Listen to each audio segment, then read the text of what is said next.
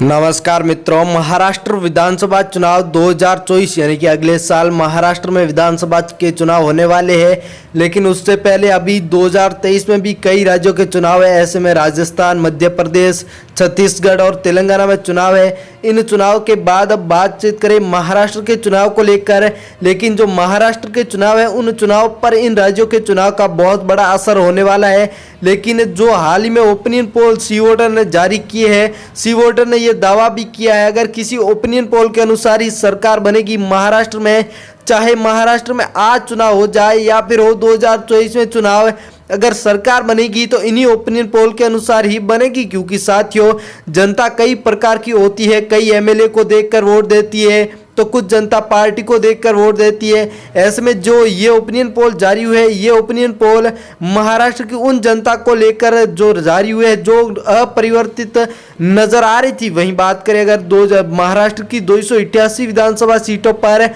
तो इस बार दो गठबंधन नजर आ रहे हैं। बीजेपी शिंदे गुट जो कि एक तरफ है, वहीं दूसरी तरफ एमवीए गठबंधन है। एमवीए गठबंधन में से इस बार कई नेता बीजेपी में शामिल हुए। लेकिन ओपिनियन पोल की तरफ लेकर चलते हैं आपको। अकोला जिला आ चुका है जिसमें कुल 5 विधानसभा की सीट है, जिनमें से बीजेपी शिंदे गुट के खाते में 1 सीट है। वहीं एमवीए महागठबंधन में शिवसेना के खाते में 1 सीट है, एनसीपी के खाते में 1 सीट, कांग्रेस के खाते में 2 सीटें, अदर पार्टियां जीरो पर बात करें पालघर जिले की तो कुल 4 विधानसभा की सीट है, जिनमें से बीजेपी शिंदे गुट के खाते में 1 सीट है। वहीं एमवीए महागठबंधन में शिवसेना के खाते में 1 सीट है, एनसीपी के खाते में 1 सीट, कांग्रेस के खाते में 1 सीट, अदर पार्टियां जीरो पर ही नजर आ रही। नांदेड़ जिला जिसमें कुल 9 विधानसभा की सीट है, जिनमें से बीजेपी शिंदे गुट के खाते में 3 सीटें, वहीं एमवीए महागठबंधन के खाते में, शिवसेना के खाते में 1 सीट, एनसीपी के खाते में 3 सीटें, कांग्रेस के खाते में 2 सीट, अदर पार्टियां जीरो पर ही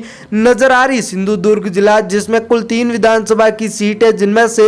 बीजेपी शिंदे गुट के खाते में 1 सीट, एमवीए महागठबंधन की बात करें तो शिवसेना के खाते में 0 सीटें, एनसीपी के खाते में 1 सीट, कांग्रेस के खाते में 1 सीट, अदर पार्टियां जीरो पर। उस्मानाबाद जिला आ चुका है जिसमें कुल 4 विधानसभा की सीट है, जिनमें से बीजेपी शिंदे गुट के खाते में 1 सीट, एमवीए महागठबंधन में शिवसेना के खाते में 0 सीटें, एनसीपी के खाते में 1 सीट, कांग्रेस के खाते में 2 सीटें, अदर पार्टियां जीरो के रुझान पर ही नजर आ रही। नासिक जिला जिसमें कुल 15 विधानसभा की सीट है, जिनमें से बीजेपी शिंदे गुट के खाते में 4 सीटें। वहीं बात करें अगर एमवीए गठबंधन की तो शिवसेना के खाते में 3 सीटें, एनसीपी के खाते में 4 सीटें, कांग्रेस के खाते में 2 सीट, अदर पार्टियां जीरो पर नजर आ रही। नंदुरबार जिला आ चुका है जिसमें कुल 4 विधानसभा की सीट है, जिनमें से बीजेपी शिंदे गुट के खाते में 1 सीट, शिवसेना के खाते में 0 सीटें, एनसीपी के खाते में 2 सीटें, कांग्रेस के खाते में 1 सीट, अदर पार्टियां जीरो के रुझान पर ही नजर आ रही। बढ़ते पुणे जिले की ओर जिसमें कुल 21 विधानसभा की सीट है, जिनमें से बीजेपी शिंदे गुट के खाते में 9 सीटें, एमवीए गठबंधन में शिवसेना के खाते में 3 सीटें, एनसीपी के खाते में 7 सीटें, कांग्रेस के खाते में 2 सीटें, अदर पार्टियां जीरो के रुझान के साथ ही नजर आ रही। बात करें वाशिम जिले की तो कुल 3 विधानसभा की सीट है, जिनमें से बीजेपी शिंदे गुट के खाते में 1 सीट, शिवसेना के खाते में 1 सीट, एनसीपी के खाते में 1 सीट, कांग्रेस व अदर पार्टियां जीरो पर ही नजर आ रही। साथियों, आपके अनुसार क्या रुझान होने वाले हैं बताना जरूर। यवतमाल जिला आ चुका है जिसमें कुल 7 विधानसभा की सीट है, जिनमें से बीजेपी शिंदे गुट के खाते में 2 सीटें, एमवीए गठबंधन में शिवसेना के खाते में 1 सीट, एनसीपी के खाते में 2 सीटें, कांग्रेस के खाते में 2 सीटें, अदर पार्टियां जीरो के रुझान पर ही नजर आ रही। वर्धा जिला आ चुका है जिसमें कुल 4 विधानसभा की सीट है, जिनमें से बीजेपी शिंदे गुट के खाते में 1 सीट, शिवसेना के खाते में 2 सीटें, एनसीपी यहाँ पर जीरो पर नजर आ रही है, कांग्रेस के खाते में 1 सीट, अदर पार्टियां जीरो के रुझान पर ही नजर आ रही। नागपुर जिला आ चुका है जिसमें कुल 12 विधानसभा की सीट है, जिनमें से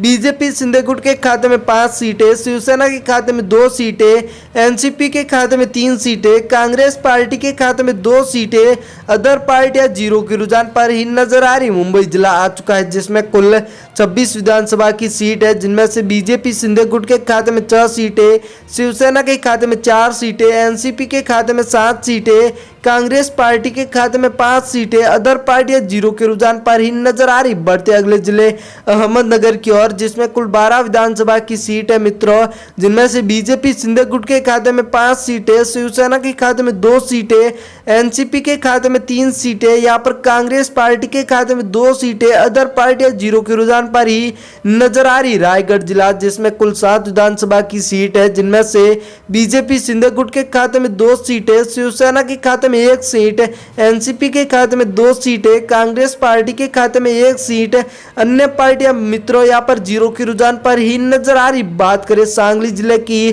तो कुल 8 विधानसभा की सीट है, जिनमें से यहाँ पर बीजेपी सिंधे गुट के खाते में 3 सीटें, एमवीए गठबंधन में शिवसेना के खाते में 2 सीटें, कांग्रेस के खाते में 1 सीट, एनसीपी के खाते में 2 सीटें, अदर पार्टियां जीरो पर ही नजर आ रही। बात करें संतारा जिला, जिसमें कुल 8 विधानसभा की सीट है, जिनमें से मित्रों बीजेपी सिंधे गुट के खाते में 3 सीटें, शिवसेना के खाते में 2 सीटें, एनसीपी के खाते में 1 सीट, कांग्रेस पार्टी के खाते में 2 सीटें, अदर पार्टियां जीरो के रुझान पर ही नजर आ रही है। अगर आप हमारे चैनल पर नए हो तो आपको बता दें, हमारा चैनल का पिछला अगर 15 वर्षों के इतिहास से देखा जाए तो आज तक जो हम ओपिनियन पोल लेकर आए हैं, वो ओपिनियन पोल मित्रों आज तक गलत नहीं हुए। चाहे तो आप कर्नाटक के चुनाव को लेकर, उससे पहले गुजरात के चुनाव को लेकर, किसी भी राज्य के चुनाव को लेकर ओपिनियन पोल उठा के देखोगे तो हमने बताया है उसके अनुसार ही सरकार बनी थी। वहीं इस बार भी जो महाराष्ट्र में रुझान देखने को मिल रहे हैं, इसके अनुसार